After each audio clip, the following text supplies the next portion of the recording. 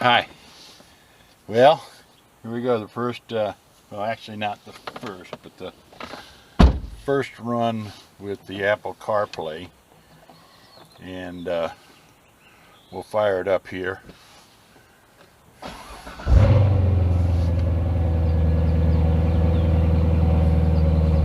Not too much different so far, but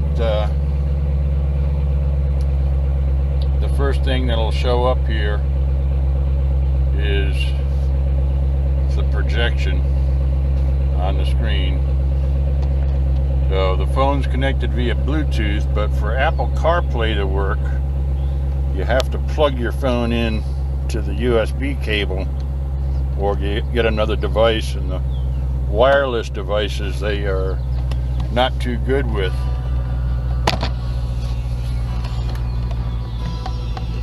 So there's that, and it automatically switched over to the Apple CarPlay screens. So you can go back, and the projection is now changed over to Apple CarPlay as it should, but it automatically connected as soon as I plugged the phone in. So I'm ready to roll, and I'm going to test drive first of all the Google Maps.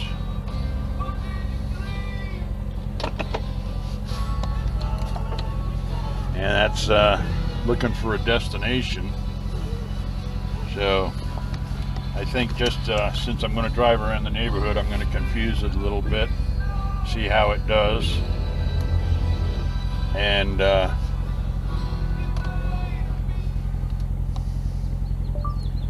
Walmart. It's searching for Walmart. Walmart Supercenter on Community Road. And there we go. It gives me two different choices. So I'm going to go ahead and start that. Oops. Come on, Dar. Minor interruption here in the video while I get the garage door shut.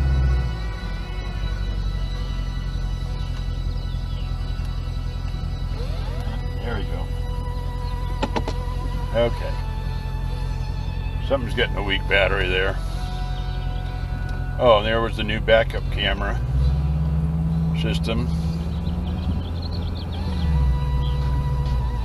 Now, in addition to the GPS, the other thing I got access to with Apple CarPlay is the phone. And there's my list of favorites on the order that I frequently call. And back to the application screen. And we'll give a test flight to Waze. And there's the Waze screen coming up. Reading the right information and getting the estimation speed there.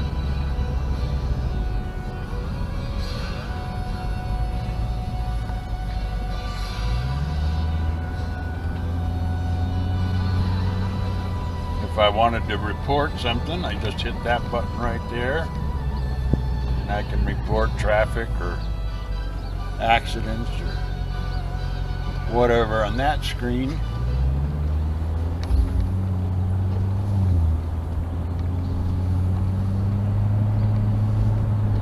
And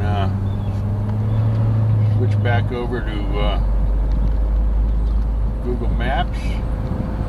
And it is remembering that I wanted to go to Walmart. So that's cool. Now you may be wondering about the music I have playing in the background. That's coming from my YouTube channel.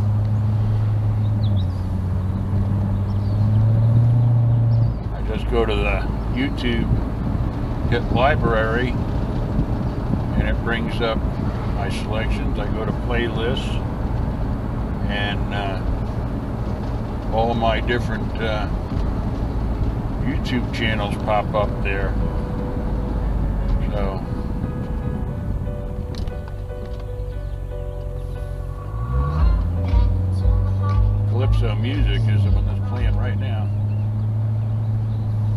starts off at the top of the playlist.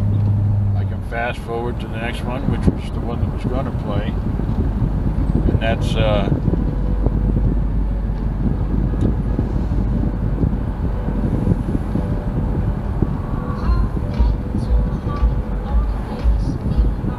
now it doesn't show the video of the YouTube. That's a distraction, and I would not encourage them to play the video, but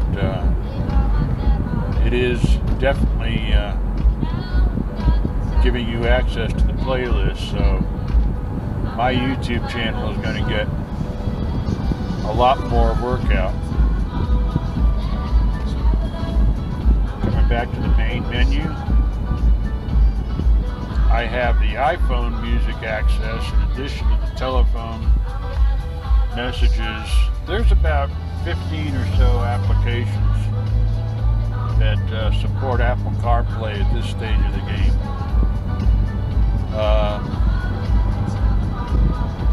There's John Riley will encourage me to sign up for the podcast one. I'm thinking about signing up for NPR radio for the news. They say that's very good for timely news, and it only gives you a choice of just getting the headlines. So that might be a good way to go, and check that out. But I'm typically not very supportive of NPR because those are the people that do not know how to accelerate. You can always tell when you're coming up to an intersection, and if there's somebody in front of you with an NPR license plate, KPBS license plate, do not drop in behind them, because that person does not know how to accelerate. General rule of thumb, statistically, I did a study on it, and it works out. So if you want to accelerate from that intersection, don't find yourself behind a KPBS license plate frame. So there's that. Let's go check Waze to see where I'm at. A little bit of an update, but it found me. Got the speed right. So that's good.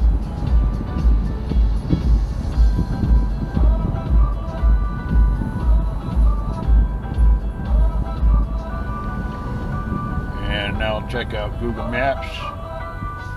It still knows that I want to go to Walmart, so that's good. But the voice activation of that was probably the best attractive feature that I wanted there. And of course, it knows I'm driving Calypso, so I'm going to select Calypso, and it brings up the information I need from my Chevrolet. And so again, this is all due to changing from the IO5 interface to the IO6 interface, getting that installed, and all these additional options. And I have more selections here. I'll be adding others in the future, like I said, NPR probably, and weather, phone, access, messaging, and it's all verbal. It's all voice supported, and Siri is supported. So I just press and hold the steering wheel talk button, and if I press and hold it, Siri comes on. So I'm pleased with it. And Google Maps, and it's still right where I left it.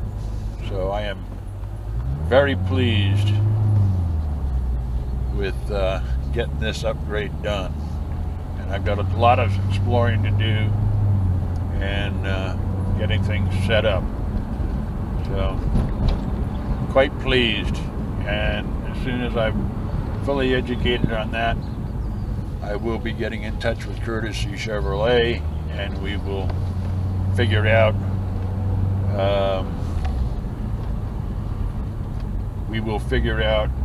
what it takes to get the PDR option installed. So, there you go. Hope this video comes out, because I want to get rolling and get this put on the website as soon as possible.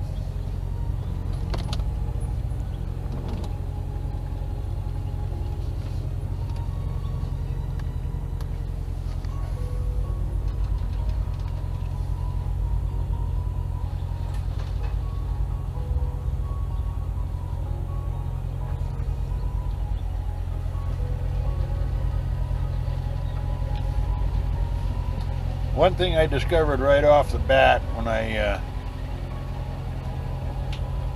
got it installed for the first time is the backup lines are different from the way they were.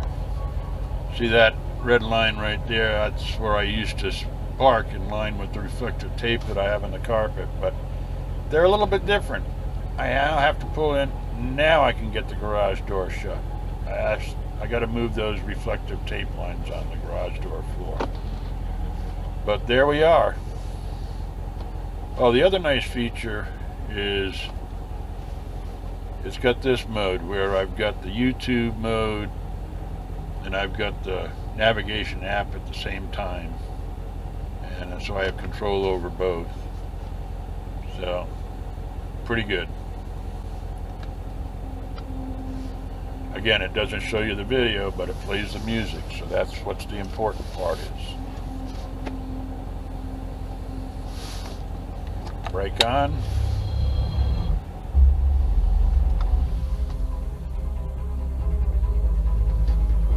And door open. Well, there it is. It's off. Everything's shut down appropriately, so on to the next adventure in a week or so. See ya.